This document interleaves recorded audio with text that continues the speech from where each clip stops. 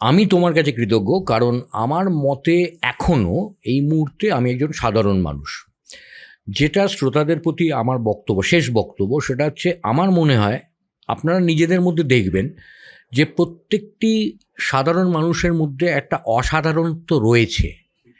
এবার যে মানুষটা 8 বছর বয়সে আঁকা ছেড়ে দিয়েছেন, তিনি আজকে 40ঊর্ধ্ব মানুষ হিসেবে আঁকাটা আবার শুরু করেন।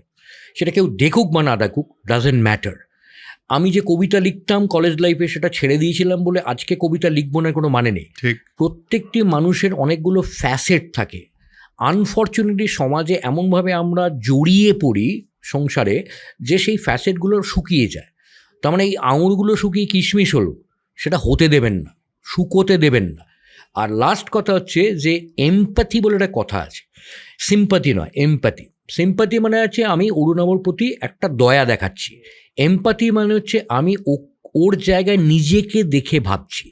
এই এমপ্যাথিটার আজকের সমাজে বড্ড অভাব।